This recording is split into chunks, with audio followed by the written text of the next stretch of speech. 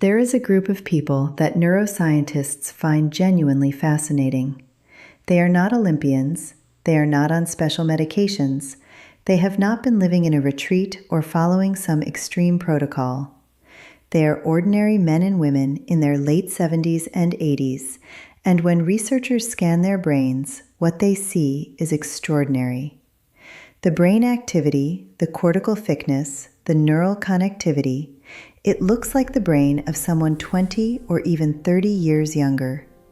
Scientists call them superagers, and the question that research keeps returning to is not what extraordinary things they did, it is what small, consistent, almost invisible things they did every single day for decades. Today, I want to share 5 of those habits with you. Not 6, not 10, 5. Because these are the 5 that appear most consistently in the research, and the 5 that any person watching this can genuinely begin tomorrow. Some of them you may already be doing. If you are, I want you to understand the real science behind why they matter. Because when you understand the why, the habit becomes something you protect rather than something you forget. Before we dive in, if you care about your health and want science that actually makes sense, subscribe now. New videos every week. This video is for educational purposes only and does not replace the advice of your personal physician. Now, let us begin. Here is something most people do not realize. Somewhere deep in your brain, in a tiny cluster of about 20,000 neurons sitting just above where your optic nerves cross, lives a structure called the suprachiasmatic nucleus. It is your master biological clock, and it governs almost everything: your cortisol rhythm, your immune timing, your hormone release, your sleep quality, and your mood regulation. Every single morning, that clock needs to be reset, and the only signal powerful enough to reset it reliably is natural light entering through your eyes. This is not a wellness trend. It is fundamental neurobiology. According to research supported by the National Institutes of Health, circadian rhythm disruption in adults over 60 is directly associated with accelerated cognitive decline, weakened immune response, increased depression risk, and disrupted sleep architecture. The older we get, the more sensitive our circadian system becomes, and the more it depends on that morning light signal to function correctly. Here is what makes this habit so quietly powerful.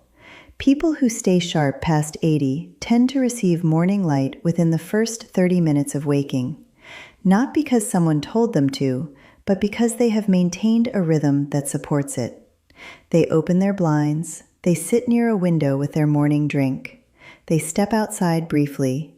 Even on overcast days, outdoor light still delivers 10 to 50 times more light intensity than typical indoor lighting. What this does is activate serotonin production, the neurochemical that stabilizes mood and focus during the day. As the day progresses, that serotonin converts naturally into melatonin, giving the body what it needs to fall into deep, restorative sleep at night. Better sleep, sharper mood, stronger immunity, all from 10 minutes near a window. That is not a small habit. That is a cascade of biological benefits triggered by one simple decision every morning. Most people know that muscle loss is a physical problem as we age. What most people do not know is that it is also a brain problem. A growing body of research now links sarcopenia, the progressive loss of muscle mass that begins accelerating after 60, to faster cognitive decline and measurably higher dementia risk. Muscle tissue is not passive. It is metabolically active. It produces proteins and signaling molecules that communicate directly with the brain. When muscle mass falls, that conversation weakens. And here is the critical window that most people miss entirely. During sleep, your body enters a mild catabolic state. It begins breaking down muscle to fuel its overnight repair processes. When you wake up, your muscles are in a rebuilding window. What you feed them in the first meal of the day determines whether they rebuild or continue to break down. If breakfast is only toast or crackers, only carbohydrates, your body has no building material. It may continue drawing from existing muscle to meet its needs. Over months and years, that pattern contributes directly to the muscle loss that quietly steals strength, balance, and independence from older adults. But people who remain physically strong and mentally sharp past 80 almost universally include a meaningful source of protein in their first meal. It does not have to be elaborate. Eggs, Greek yogurt, a small portion of fish, beans or lentils, even a handful of nuts alongside something warm. Research suggests that adults over 60 require more dietary protein per kilogram of body weight than younger adults, because the efficiency of muscle protein synthesis declines with age. The morning meal is not optional for this process. It is the most important protein moment of the day. In neuroscience, there is a concept called the cortical homunculus, a map of how different parts of the body are represented in the brain. If you were to draw a human figure proportional to the amount of brain tissue devoted to each body part, the result would be startling. The hands would be enormous. The fingers alone occupy more cortical space than the entire torso. What this tells us is that the hands are not just tools.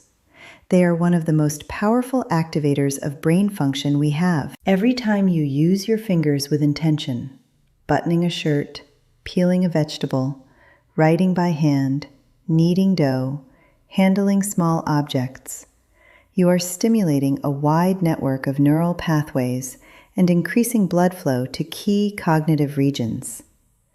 Research supported by the National Institutes of Health shows that maintaining fine motor activity in later life is closely associated with slower cortical thinning in memory and attention regions of the brain. This is not about doing finger exercises. It is about not removing fine motor tasks from daily life. Here is the detail the research highlights that most people overlook. It is not just the movement. It is the deliberate attention during the movement. Adults who slow down during manual tasks, who bring conscious awareness to how something feels in their hands, show greater prefrontal cortex engagement than those who rush through the same actions automatically. In other words, the person who carefully buttons their shirt with full attention is doing something neurologically different from the person who does it on autopilot. Choosing laces over slip-on shoes, writing a note instead of typing it, preparing a simple meal by hand instead of opening a package. These are not inconveniences. For an aging brain, they are workouts. There is a condition that most people have never heard of, and yet it is one of the leading causes of serious illness and hospitalization in adults over 75. It is called aspiration pneumonia. It occurs when weakened swallowing muscles allow small amounts of food, liquid, or saliva to enter the airway rather than the esophagus. And the muscles that prevent it are the same muscles we use when we speak. Those muscles weaken surprisingly quickly when they are not used. For adults who live alone or spend long periods without speaking, the decline can begin within weeks. People who age well do something that protects against this without even thinking about it. They use their voice every morning. They greet someone. They speak out loud to a pet. They read a passage aloud from something they enjoy. They sing a few lines of a familiar song or hum while they make their morning tea. But here is the layer of this habit that goes beyond swallowing. Humming, specifically, has been shown in research to stimulate the vagus nerve, the long branching nerve that connects the brain to the heart, lungs, and digestive system, and plays a central role in immune regulation, heart rate control, and stress response. Studies suggest that regular vagal activation through humming and deep-voiced breathing is associated with lower inflammatory markers and better autonomic nervous system balance. So the morning voice habit is simultaneously protecting the throat, activating the vagal system, reducing cortisol, and filling the living space with something alive. For someone who lives alone especially, that simple sound is doing more physiological work than it appears. This is the habit that separates people who feel alive in their 80s from those who feel like they are simply passing through their days. And the neuroscience behind it is more powerful than most people expect. Every morning, people who maintain remarkable cognitive vitality give their day a small anchor of anticipation. One thing to look forward to. It does not need to be significant. A walk to a familiar place, a phone call with someone they enjoy, a television program they have been following, a simple task they find satisfying. What matters is not the size of the activity. What matters is the anticipation. Here is why. Research on dopamine, the brain's primary motivational and reward chemical, has revealed something counterintuitive. The dopamine response to anticipating a reward is often larger than the dopamine response to receiving it. The brain's reward system activates most powerfully in the state of looking forward. This means that the daily practice of naming one thing you are genuinely anticipating is literally a neurochemical act, a deliberate triggering of the biological system that drives engagement, curiosity, and motivation. As we age, dopamine pathway activity naturally declines. This is one of the reasons apathy, low motivation, and emotional flatness become more common in older adults. It is not a personality change, it is a neurochemical one. And consistent anticipation, consistent forward-looking intention, is one of the evidence-supported ways to maintain dopamine pathway engagement.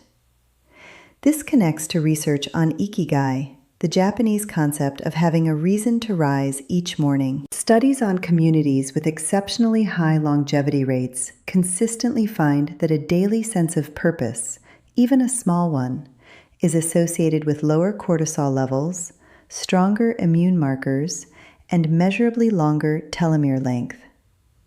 Longer telomeres are associated with slower cellular aging.